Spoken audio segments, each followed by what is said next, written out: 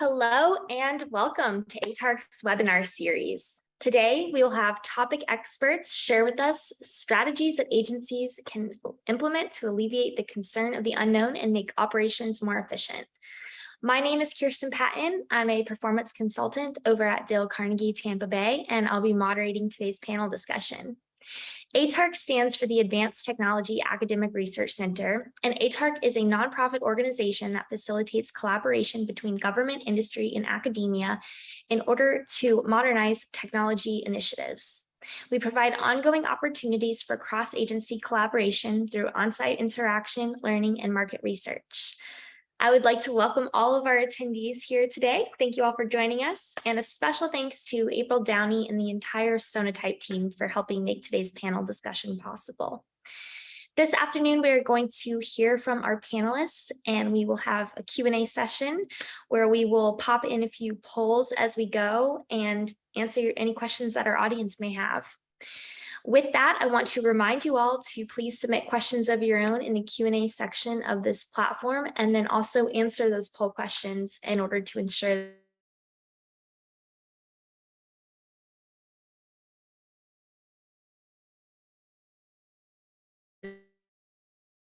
that you receive your CPE credit.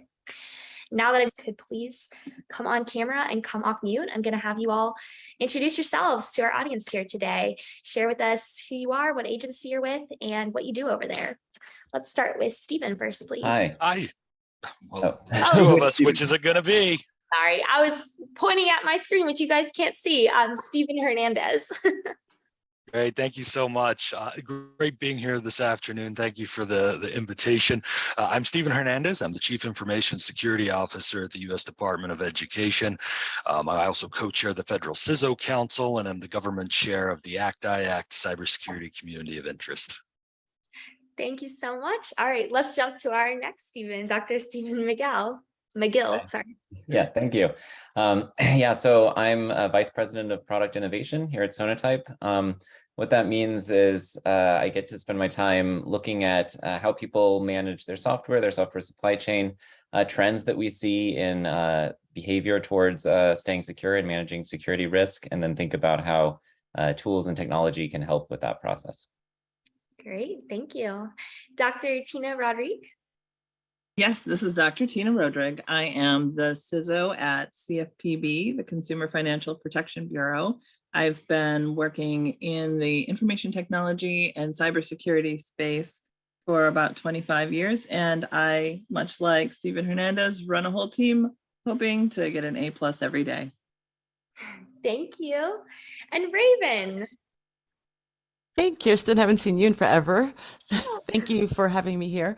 My name is Raven Manuel. I am the Senior Application Developer for the National Museum of African American History and Culture. My primary job is actually implementing the not so complex interactives that visitors play with in the museum. But the biggest chunk of my time is research and development, where I look at emerging technologies and see, one, how they can impact and enhance a visitor's experience for an existing space, or I look at spaces in the museum to see how we can make it a little bit more interactive.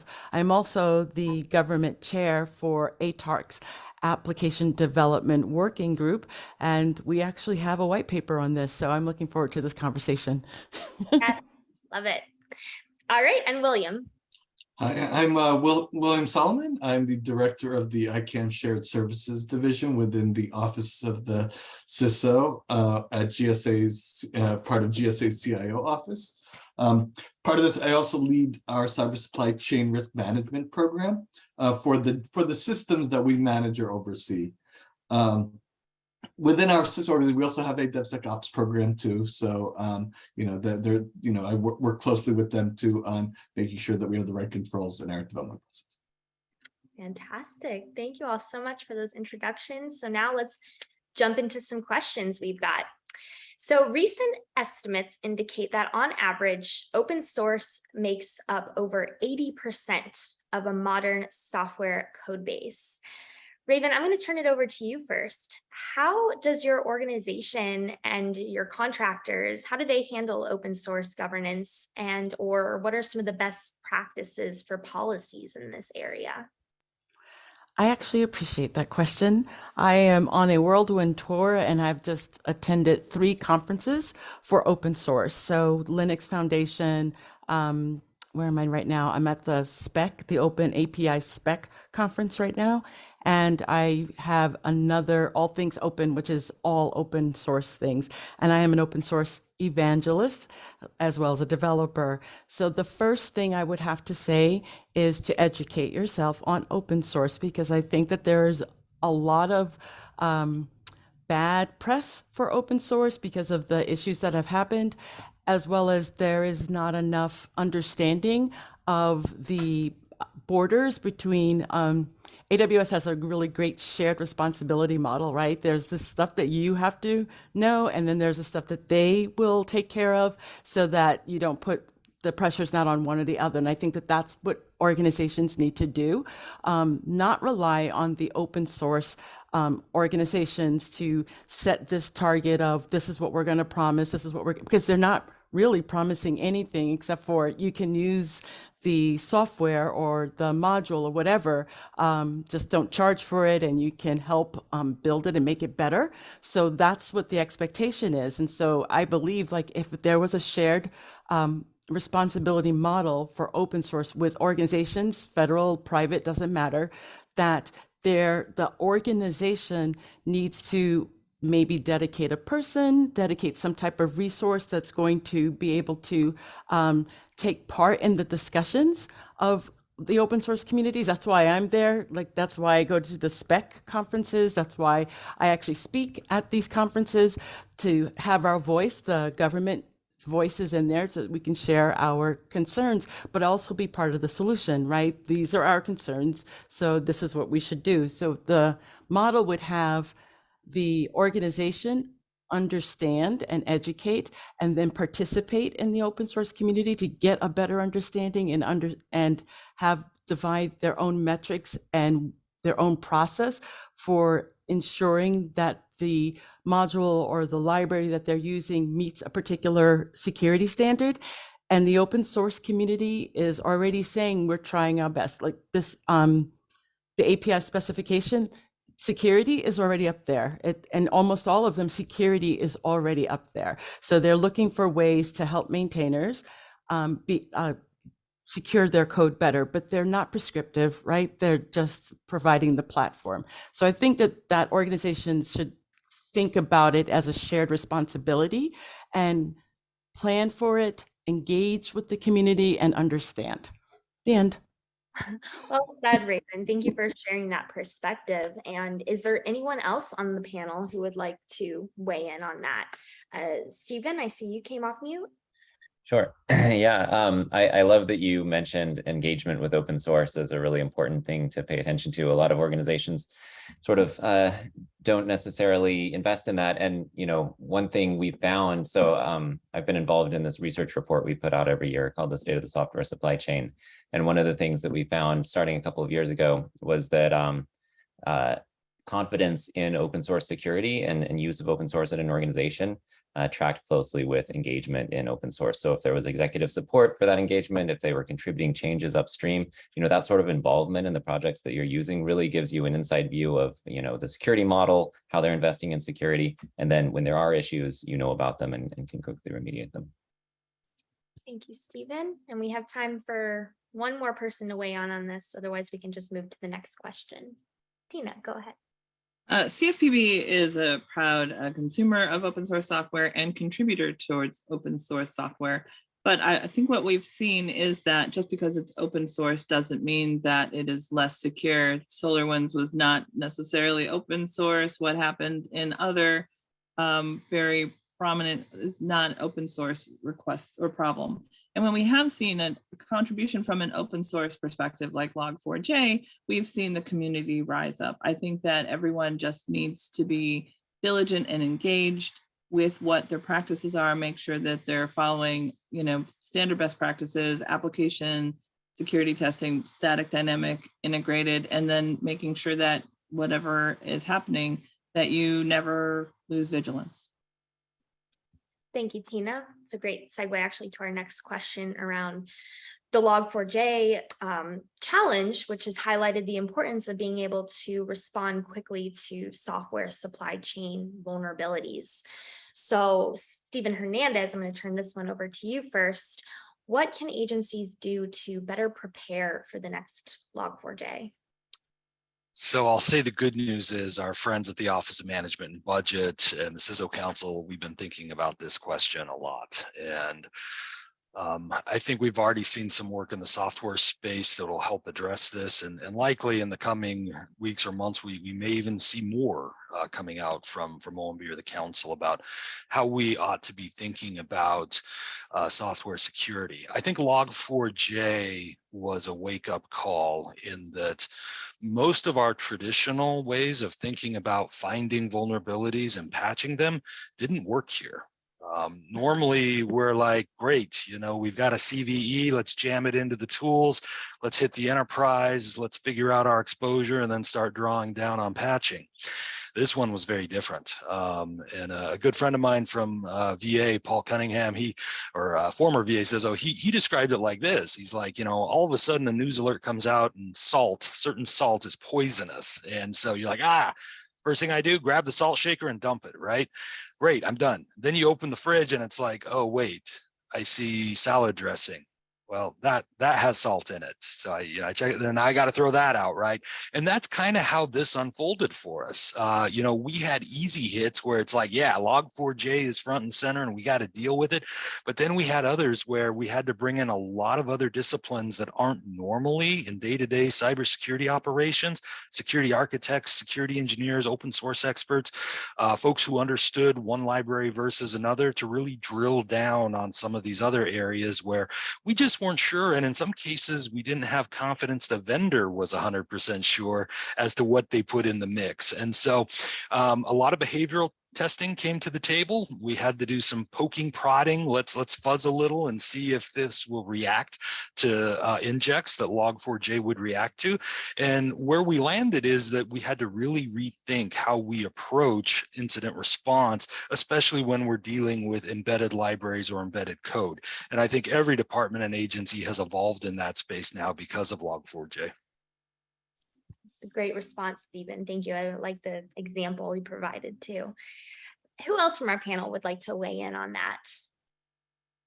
I guess from Log4j, one challenge too was just at GSA we use software in all sorts of ways where we're consumers of software. So we had issues on does this COTS product that we host on-prem have the library and talking to the vendor, making seeing whether they have a fix or have any exposure to it.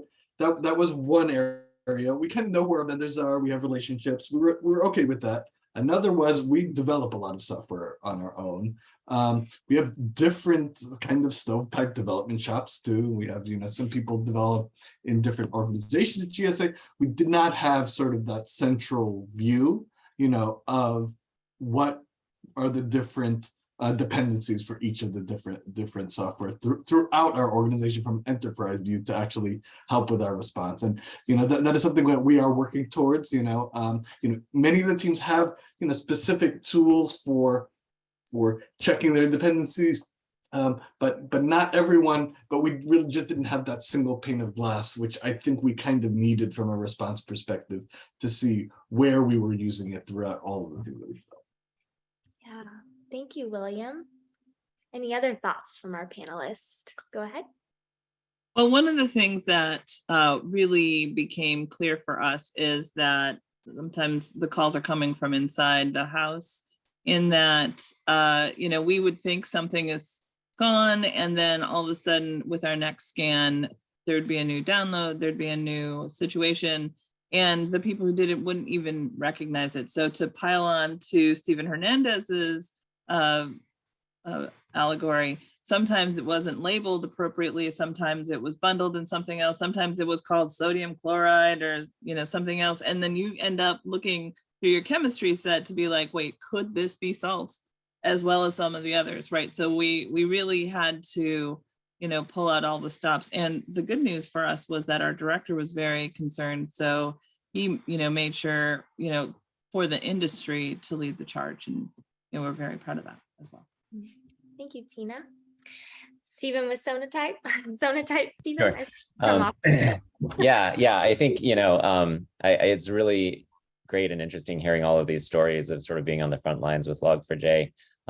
We sort of saw an industry-wide perspective of, people trying to get a handle on this. And, I think one thing that was really incredible about Log4j that I'm hearing echoed here is, it really gave you a good sense for the depth of software supply chains and just the variety. You mentioned, Stephen mentioned embedded software, and Log4j crops up there, and remediation in that context is not necessarily as straightforward as it is if it's an application you're developing, for a server or something. And so, I think it's kind of scary to think that actually happens with all vulnerabilities. Log4j happened to get a lot of press, so everyone did a deep dive and tried to find it everywhere that it's sort of lurking. But you have this happening all the time with various vulnerabilities that don't get as much press. And so I don't know. It gives you a good sense for the challenge facing us all. Thank you, Stephen. Okay, any other comments here before we move on? All right. I'm going to call for our first poll question, and if we could please put that up on the screen. And our audience will respond to the first poll. There we go. Does your organization keep a full software bill of materials for open source components used in its applications? Well, that question is actually pretty relevant to the next one that I was going to pose for our panelists here. So there's been increasing pressure to ensure full transparency of open source components in commercial and government application development, as reinforced by Section 4 of last year's Cyber Executive Order, requiring the production of software bills of materials, otherwise known as SBOMs, or listing the open source components that go into a software product. So my question, and William, maybe you can kick us off on this first one. I don't think you've gone first yet. How is your organization approaching the creation, tracking, and monitoring of SBOMs? So, when M2209 came out, SBOMs kind of became pretty prominent in many federal organizations' notice. One thing that is a little bit of a challenge for us in terms of SBOMs is that, we need to be careful that, we're not getting ahead of where like the FAR Council is on the various clauses and requirements for acquisitions, so that, industry is ready, right, for requirements for the government to submit SBOMs as part of, acquisitions. And so we are a little bit waiting on this. The other part is that for SBOMs, we're trying to work with industry. CISA has a group where many of the people in supply chain are working directly with industry on cyber supply chain risk management issues, and that has been useful in making sure that we try to get the feedback to the right people, particularly on the FAR Council, to make sure that industry-wide readiness is kept. Yeah, thank you, William, so much. And Tina, I saw you nodding your head at his response as well. Do you have anything additional you'd like to contribute? This was the best week to have this panel from my perspective and this question because of M2218. There's a lot of people trying to put their arms around what they're going to be doing in the next 60, 120, 180 days. And we were already moving out based off of EO 14028, the critical software. And so to broaden it to all software is an exciting challenge.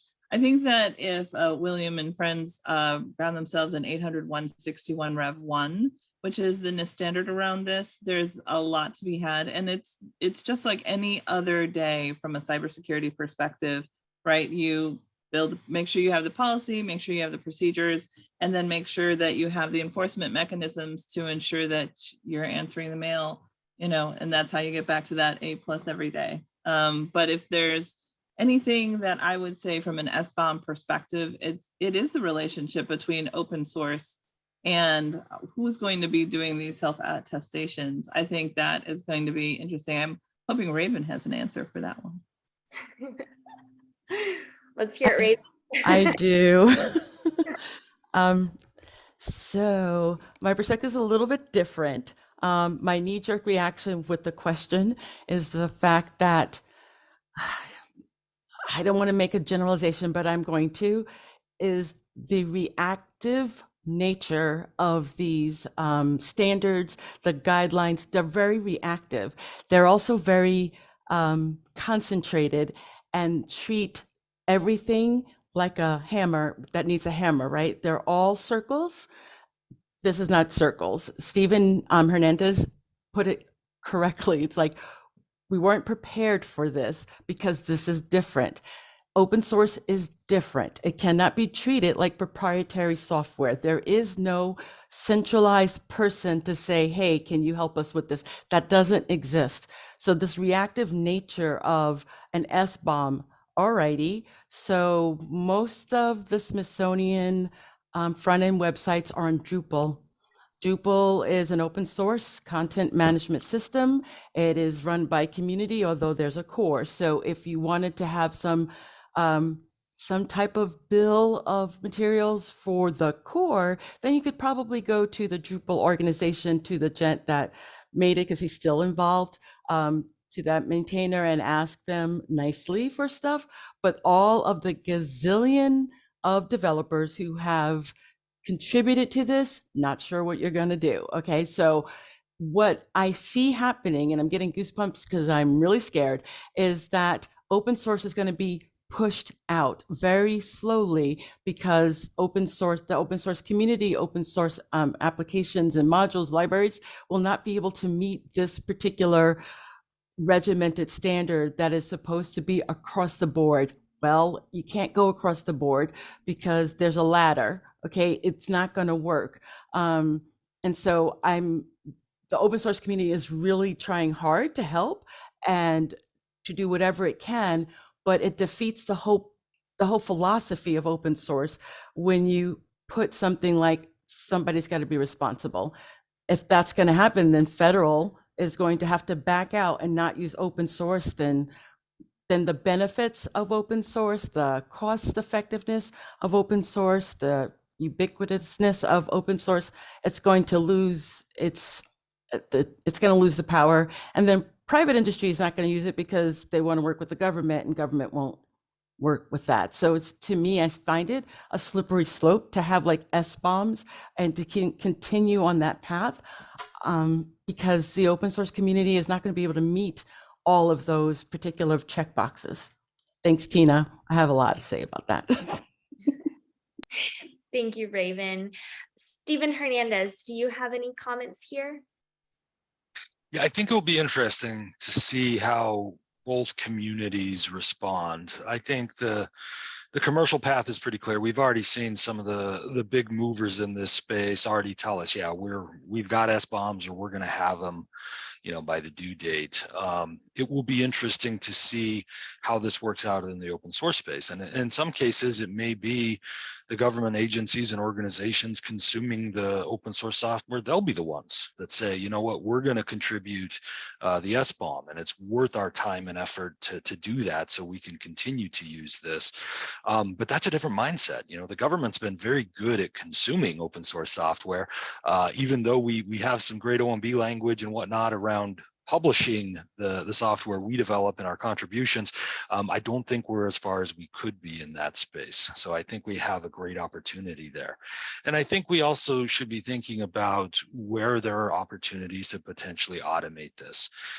So, in the largest repositories in the world, the GitHubs, et cetera, it's like, where do we have the opportunities to potentially engage the repositories and say, can you start providing consistent tooling so that as things are pulled together from different different places, it's automatically building at least a foundation of an SBOM. So I think we have a bunch of opportunities here that as a government we can engage, but certainly as industry we can engage as well. Thank Can you. I ask a question, Kirsten, of Stephen? Go ahead. Sorry, Steve. The best questions come from the panel. So when you say that your last statement, from what I understood, was that there would be like the community, there would be like a kumbaya moment and everybody's going to be able to contribute to this SBOM. But when you have open source, consuming open source, right? What do you do there? Because you might have the major contributors working with government and industry, but they're also like NPM modules and all sorts of things, all these libraries. How does that happen? When do you stop? Yeah, so really, as far as the guidance we've received so far, there is no stop, because almost down at the atomic level, right, you could be vulnerable. And so somewhere somebody declares, oh, a certain library or a certain module is vulnerable, and we have to be thinking about that in terms of consumption. And where we don't have like the higher level providing the SBOM, if we in the government really want to use it and we can't provide assurance that we have SBOM traceability down to that level, we got to ask ourselves a tough question. Are we willing to step up and maybe do that work and publish it back out so we do once use many, right? If we do that and every government agency that's using open source does their own little piece of it, we can get a lot of it taken care of. But we got to be committed as consumers to say we're also going to be contributors. Thank you. I like that collaboration. I really like that particular style. Some of the answer might also be in the industry. There are already scanners and tools that provide this mechanism, so that if the federal government did fall in love with a library and it was true romance, they could, do the work together with those types of tools. I won't name any because I want to maintain my agnosticism here, but it's not hard to Google. Yeah, I'm glad you mentioned that, Tina. Yeah, because there are good software composition analysis tools. That's Sonatype's business, but there's also good open source tools for this as well. So and we support a number of community tools for various ecosystems, JavaScript specific, Java specific, et cetera, to try and help projects adapt to these standards, I guess, because Stephen was mentioning automation, and like the place to be constructing these SBOMs is really as part of the build process, right? So that every time you do a build, you know exactly what went into that artifact. So helping open source projects get that tooling in place, that's something that we always try and support, that, I think everyone can come together, in that kumbaya moment and help get those tools in place. Because once they are in place, then it's automated, right? And nobody has to worry about it again. And you can, at a particular level, a top level project that's popular like Drupal can certainly generate that transitive dependency tree, that includes everything, to the leaves in terms of NPM packages that went into it. And then, then the problem solved, at least for that package. All right. Any other comments here? This is a great discussion. All right, Tina, let's start with you on this next question then. Beyond the basic requirements, what are some best practices for software supply chain security that you're looking at for your software suppliers? For my software suppliers, my primary goal is to maintain transparency, not only during the point of procurement, if it is supplied software, but also throughout the entire life cycle. I also make sure that my contracting officer and contracting officer representatives are trained in cybersecurity, and that they understand that they are the forefront of protection for our organization, so that if they see anything that is an anomaly or out of balance, that they're part and parcel of the solution. Lastly, part of what we are advocating for and teaching is just systems thinking, making sure people understand that regardless of where the input comes from, that it can have an impact on the whole. So from a supply chain perspective with my software vendors, making sure that they have early, open, and honest communication. If they have a problem, that they don't try to hide it or stuff it is really critical. If we look back again to what happened with the first group that got the SolarWinds incident, like the fact that they came forward really had a positive, powerful effect on protecting America. So just realizing that it's not when a problem happens anymore, it's did the problem happen? It's not even the if, right? So, and then when it does, making sure that you're proactive and so that it's not reactive, as my friend Raven here said, so that everybody can take the right steps. That in a nutshell is that, because in the end, we all just want to stay resilient and strong. That's great. Well said. Any other panelists doing something similar or different? William, go ahead. Sure, yeah, and I think a big change in this past week with the M2218 is that, you know, we've gotten a little further along on what, you know, what some of those cyber EO requirements are going to be from the vendor perspective.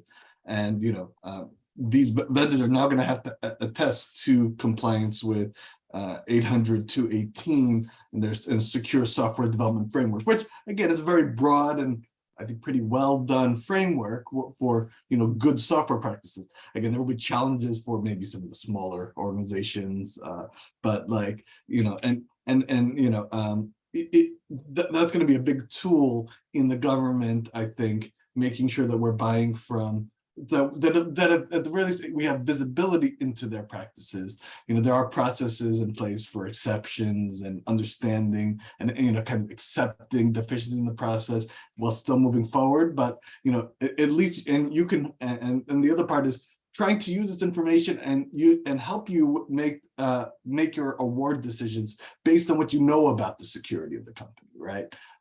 So let's think about considering security not just as like a requirement, but as like a feature, right, of one product versus another, and so that we can pay a little bit more, right, for perhaps a more secure software.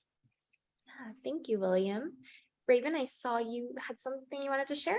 Yes, I live in pie in the sky and I'm very idealistic, so this probably may not make sense or be doable, but I do like the collaborative nature. Again, Stephen Hernandez, I really like the fact when people come together because it's easy, it's better. I was also thinking about how this could happen from an implementer's perspective, because I'm a developer. I am the one that's going to be using this particular product. Dr. Stevens said, hey, we have these open source tools that can actually evaluate whether or not there's a problem. When you do agile, testing is actually the thing that goes away as technical debt. So it needs to come back in to the process. I know, Tina. But the thing that should happen is at the developer level, those tools need to be taught and used regardless of what is happening, right? It doesn't matter if it's a PHP thing, a Java thing, it really doesn't matter. There are tools for it, and there needs to be a process, a standard for development teams from the highest level that says you will test from here, because it's the risk to the organization, right? So somebody like divides by zero at the very beginning, it's going to mess everything up as it goes down the line. So the implementers need to have input, not only into it, but be given guidance of this is our standard and you will be measured by this standard. So follow the standard. If we're going to put standards in there, right? Let's put standards on process, right? Let's go ahead and have standardized process for stuff and give guidance for things so that it is a collaborative nature within the organization, right? That people will get the support at the implementation level. Thank you, Raven. Okay, any other comments, Stephen? I was going to pile on to what Raven said. We use DevSecOps at CFPB, and one of the things from the DevOps handbook is that cybersecurity is everybody's responsibility. So when we're doing our software development in an agile fashion, we try to leverage security as a success criteria. It isn't a user story, because otherwise you end up with hundreds of user stories, and frankly, we're not always the most popular kids on the block. So by making it part of the feature development lifecycle and incorporating it into the CI/CD pipeline, and then making sure that wherever we can automate, wherever we can have infrastructure as code, security as code, that we're building it in and have all the mechanisms in place. That way, it's not, hey, we're waiting for cybersecurity to do the job. It's, I am cybersecurity and I am going to do the job. I'm so glad you mentioned that, Tina, because yeah, one of my favorite best practice to suggest for staying secure with open source is staying up to date. So, 0 days like Log4j sort of get all the press, but most vulnerabilities are responsibly disclosed. Some security researcher finds a problem with a library, they work with the authors of that library to get a fixed version out there, give the community time to adopt it, and then, publicize the vulnerability. And so if you're just keeping those projects up to date, using more recent versions, you'll naturally protect yourself against those sorts of problems. And as Tina mentioned, if you're doing that, if you're being proactive in that way, you can schedule it as part of your work, right? It's not this unplanned reactive work that throws everything out the window. It can actually just be part of your process. Yeah, thank you, Stephen. And actually, to play off of that, though, we had an audience question come through from Kevin Green. And he does ask, though, what about those threats or risks in software that have been implanted maliciously as 0-day vulnerabilities that can't be detected by SCA? Do any of our panelists have insight into that? William? So, part of this is sort of evaluating the organizations that you do business with, right? So, you might not know in advance all the CVEs, but just sort of understanding the a good example is maybe a shop that has one developer and is just a single person, right, does not have like the maturity of the processes, right, in what they build than the large organization. That's something to consider, right, as just from doing risk management, right, that there's parts of the sort of the inherent risk that that can be managed actually in actually thinking about who you do business. Thank you. Go ahead. Kirsten. I saw everybody came off. Okay. Let's do Raven, Tina, Stephen. Okay. My only thing is that I was on the plane recently, talked to a guy that worked for Starbucks, but now works for VeriSign. And I asked him, zero trust is a marketing term, and it really irritates me because zero trust means trust nobody. And that's what we've been doing forever. So try to sell me on zero trust because I'm a developer and I don't care about security.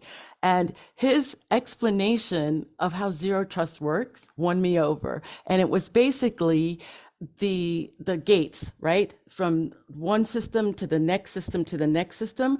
You do not trust just because you authenticated and were authorized in the beginning, right? You keep doing it over and over again. And I thought, you know what?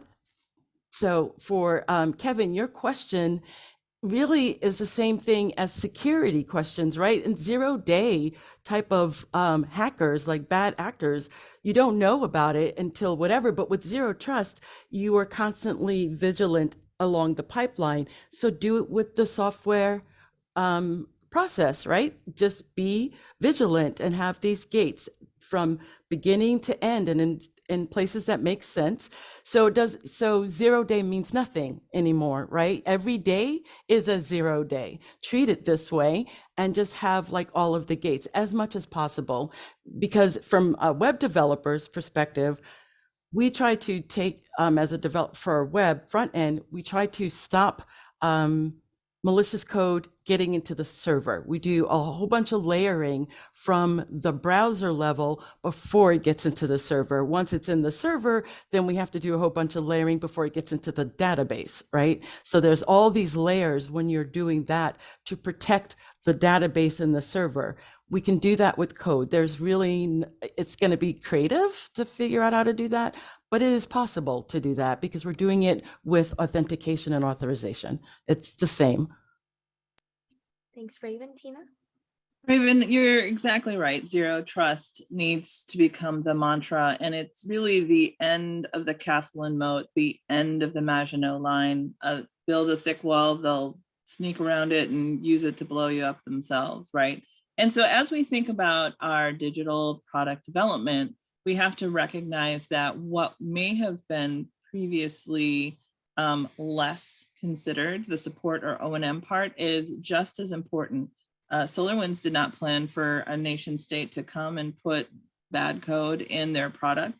We need to recognize that even in our updates, even in our upgrades, even as we're holding on to a system that probably is well past its prime, that the security is still critical. And it's, just like the lessons we learned and keep learning around Target, nobody considered the HVAC system. And yet anywhere you have an input to your system, I don't care if it's a mobile mart or guest Wi-Fi, all of those have to be secured. So really Raven has the crux of it in her hand, zero trust, always, always, always verify and re-authenticate. Go ahead, Stephen. Oh, thank you. Yeah. So I'll note here that the two Stephen challenge. So I'll note that a couple things are. 100% agree with everything that's been postured out there about zero trust. Zero trust also has many components in machine learning and AI that's going to look at behaviors, and behavior is a big part of this. We can detect anomalies that may be 0 days through mature zero trust implementations, especially when we get our coders to build and design for this type of an infrastructure. Thinking about that, we also have an onus to put on the developers. And I love Raven's conversation around, making sure that we have standards that people are held to. And, there's some well-defined ones out there that help secure coding. We got Salsa, we got Entoto, we got some really good structures out there that we can look at to say, we want you in terms of development to follow these paths, and that can be an option. Now, obviously, especially in open source, we can't always assure that, but what we can do is getting back to this idea of continuous monitoring of what's happening. Something I haven't heard yet that is intersectional here is bug bounty programs and vulnerability disclosure programs. Incentivize the right behaviors out in the community. If you stumble across something, a few lines of code in your review and it doesn't look right, or you're looking at our website and you hit F11 just to see what we're doing and you're like, oh, wait a minute, that's not good. You submit it to us. One, there's safe harbor. We're not going to lock you up and throw you in jail. And two, you might get a memo from the CISO. You might get some money out of it. It incentivizes the correct behavior. And then on the government organization side, thinking about things like continuous red teaming and deep red teaming at the interface level, at the code level, where we're actually like fuzzing and trying to attack those application interfaces that really would respond and be the sore point that we're looking for. So I think we've got some existing capabilities out there that we can apply. It's just a matter of how they want to come together for particular use.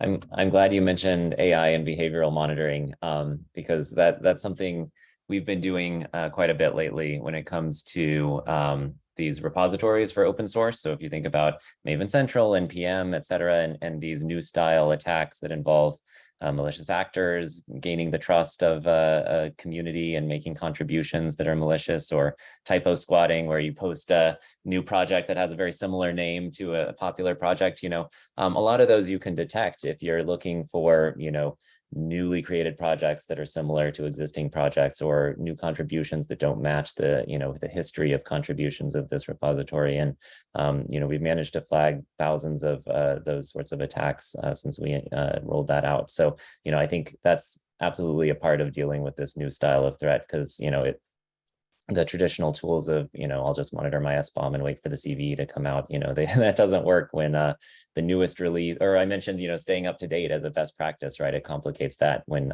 you don't know that the latest release hasn't been tampered with. William, did you have an additional comment?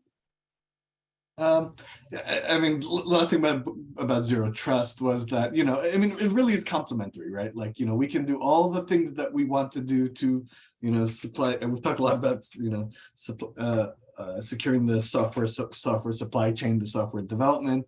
The network part of zero trust is just complementary, right? In the event of that breach, that SolarWinds style breach, if you had really, really good microsegmentation, right, where your servers can only talk to exactly what they need to, and we can really, minimize that blast radius. It's almost assumed breach, right? If we can live like that and try to make it so that our crown jewels are really well protected, all of this kind of can work together. Great. Thank you so much. Thanks everyone for being so willing to contribute. So we're going to pop up our next poll question here, and I'm also going to do a last call for audience questions. So if you have them, please send them in now before we run out of time. Poll question number 2, are governance and compliance automated in your team's development process? Please respond to that. So I think we might have time for 1 or 2 more questions before we want to do our takeaways from this discussion.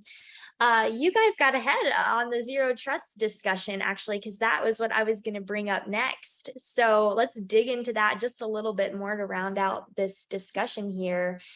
How is your organization embracing zero trust and including a secure software supply chain in your zero trust maturity plans?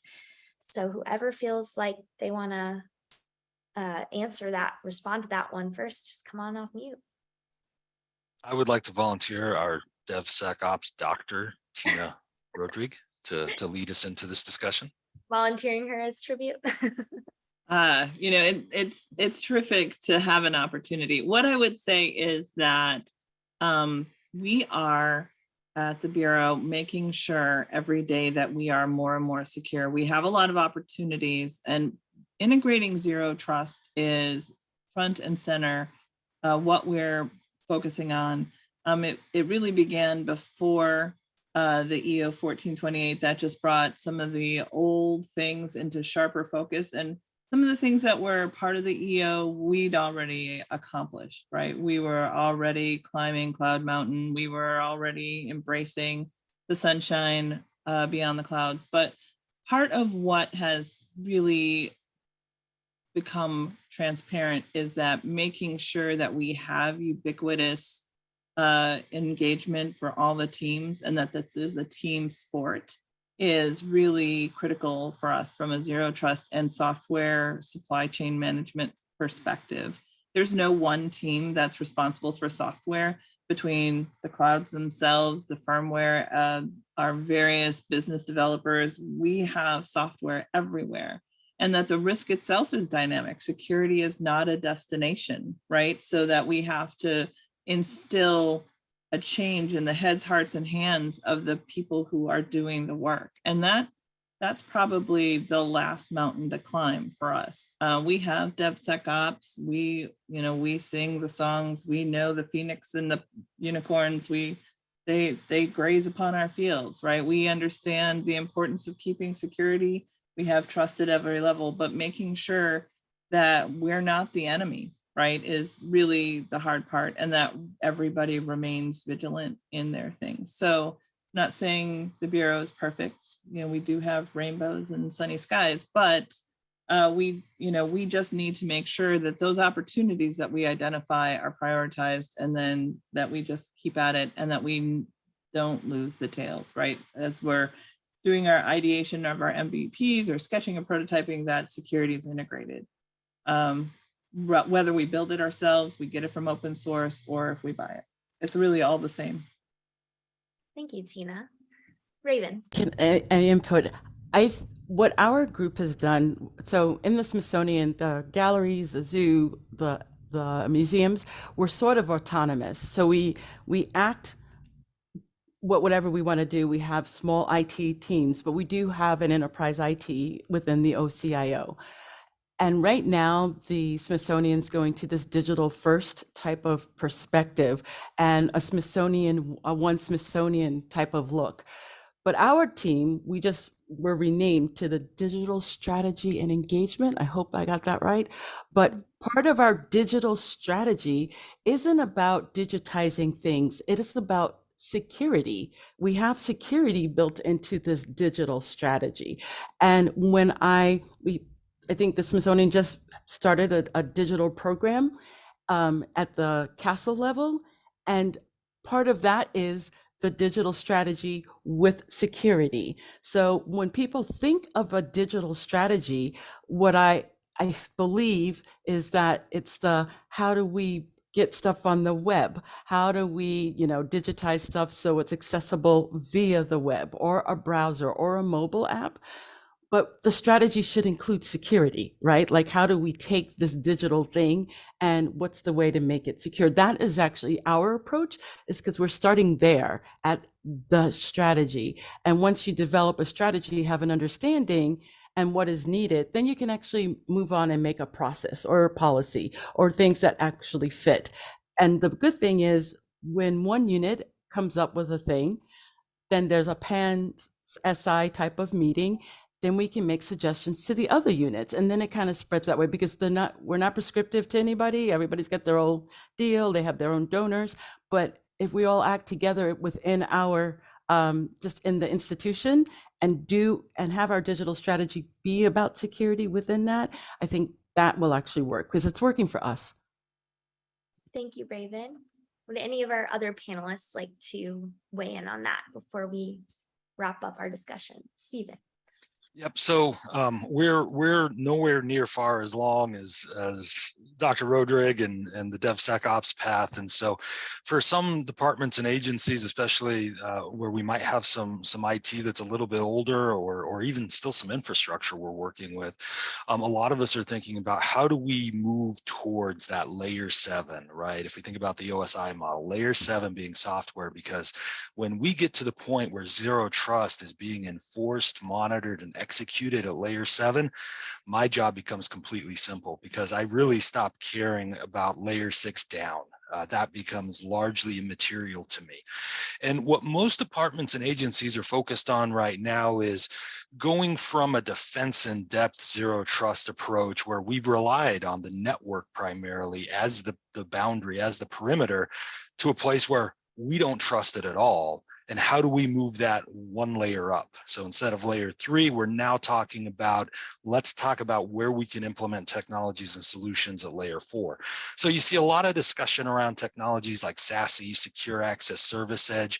You see kind of the initial forays into things like security orchestration, automation, and response to kind of start around kind of the machine learning AI conversation.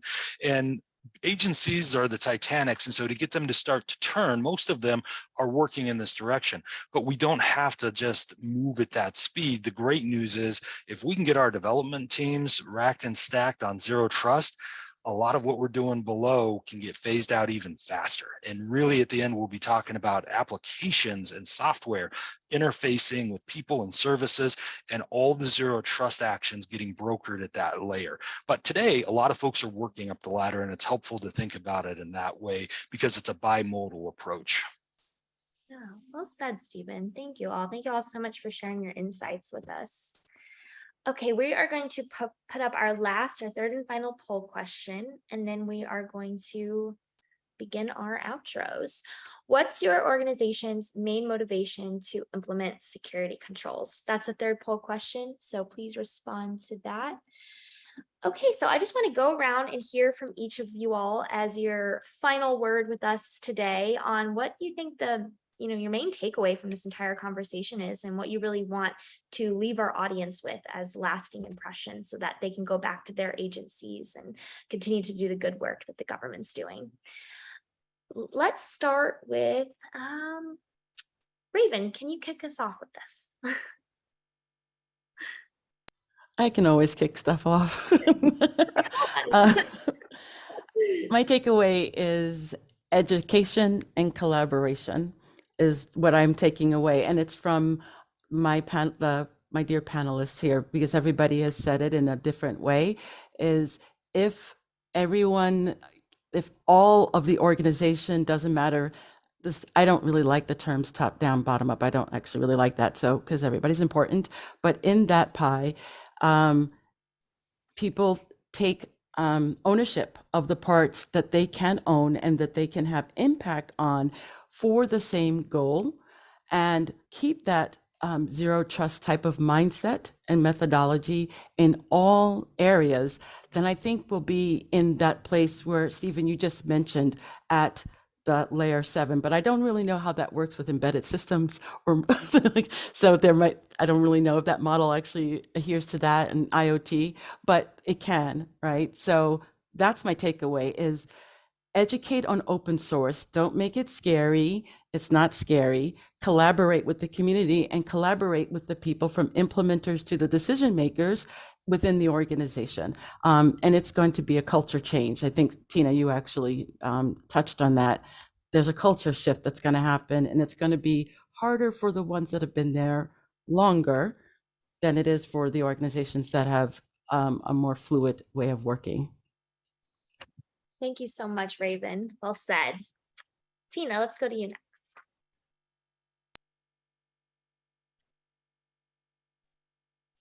I think that we really need to take this up a level and realize that what's happening with software supply chain risk management and managing it is pushing further left, right? A lot of folks in the cybersecurity realm talk about being left of the boom, but now we're going left of the build, left of the buy, and I think we should go left of the budget. I think total cost of ownership is part and parcel of this. I think we've had a very simple view of software previously, and now we're starting to understand it more like tributaries into a mighty river, that, you know, a piece of malware, a piece of memory leak, a piece of problem could come from any unknown source, and that it's still our responsibility to manage it and take care of it. And that's what all of these examples have done it. And that this distributed authority, this distributed accountability, I should say, is really what has to be the heart of the situation. It is everybody's job to be secure. Nobody can sit back and eat bonbons and be like, hey, it's job done, right? And so that thoughtful organizational change management and making sure that you're not just building knowledge and ability, but that you're building the desire to do the right thing and the ability to catch them when they don't, it has to be built in. Oh, I love that. Desire to do the right thing. Thank you. All right, Stephen Hernandez. So wholeheartedly agree with every position put forth, and I'll add to it by saying, in cybersecurity, we always haven't been the most innovative, and we haven't always been the folks who focus on modernization. We like to build tools and capabilities and then run them for a long time. And one thing that was interesting in the recent past is the Technology Modernization Fund. Lots of departments and agencies went forward and said, give us money for X. But the ones that got the cybersecurity dollars were the ones that really showed they were modernizing and thinking about not just ZTA, but how am I moving my programs forward to include things like software development. And I think that as we go forward as cybersecurity professionals, we have to be thinking that way. Not only how am I putting expectations out there and helping people meet them, but how am I evolving my own capabilities to make that happen? And we're talking about like the software bill of materials. Necessarily, we need to be having that next conversation. Are we talking about SPDX and how we can automate the collection, the distribution, the searching of that information? Or we're just going to be building manual processes again and stacks of PDFs all over the place, and that's not going to service anybody. So the one piece I would say is, as cybersecurity professionals, as we go forward, we also need to be modernization and innovation professionals to think about, as we're putting these requirements out, how can we make those requirements the default path, the easy path, and the secure path all at the same time. Thank you. Thank you. All right, William, you're next. All right, so, I think GSA is probably like a lot of organizations. We build things, we buy things, and we really do have to have a holistic approach into how to secure all the software we use, software we build. The zero trust framework, it can help. I think has been helping with some of the mindset on trying to have to understand where your gaps are, try to understand where you can best put your limited security dollars, you know. And as we move left, right, as Dr. Tina was saying, like, you know, we need to integrate security into the development process, right? This is the DevSecOps, move people from compliance, you know, you are the compliance, to we are a partner at security. And same thing with the acquisition process, you know, partner with those contracting officers, right, on how to build security into the things that, and make sure that they're built into the things that we buy. Thank you so much, William and Stephen McGill. Yeah, thank you. Definitely agree with everything everyone said, and you know, really enjoyed the discussion today. I learned a lot. I think we had some really good points that we got to discuss. I'll just echo the sort of automate mantra. And you know, I'll point out that, you know, DevOps is only possible because operations became much more automatable with cloud and with infrastructure as code. And you see the same thing in security, you know, with tools and technologies being developed that can, you know, monitor and automate some of those concerns. And so, you know, whenever you can, taking advantage of that as part of a modernization strategy, I think is really important. Thank you so much. This has been awesome. The hour flew by, but we are at time. So I want to thank our partners again over at Sonatype, of course, for making this webinar possible. All of our panelists, I mean, you guys have just been incredible, so much insight, and I feel like everyone's going to walk away with something very valuable to bring back to their organization. And everyone at home tuning in who wants to continue to help improve federal government. So thank you all so much for your time, and I look forward to the next one. Oh, take this poll if you'd like to receive your CPE credit. This way we know if we should mail it to you. And as always, you can register for our next event up on our website. It's the ATARC 2022 Workforce Transformation Breakfast Summit. So if you like workforce transformation, if you like breakfast, you're going to love this summit. So go register. Okay, bye everyone. Thank you.